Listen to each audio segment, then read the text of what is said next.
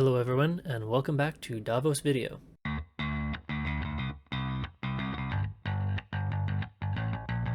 In our last video, we went over action items and action tags and their subcategories. Today we're going to be going over how to justify text. There are two ways that I know of to justify text.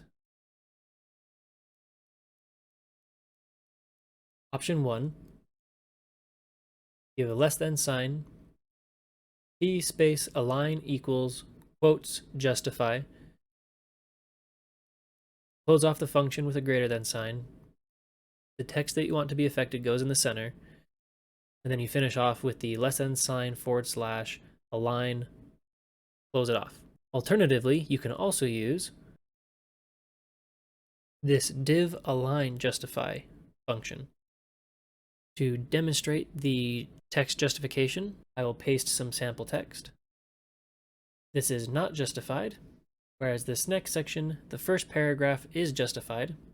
Additionally, to show that both functions work as designed, I'll add another example to the middle using the p-align option. Now take a look at this in preview. You can see in the not justified version that the text is jagged at the edge. In the justified version, you can see here, this is option 1. You see it's nice and clean at the edge. Same with option 2.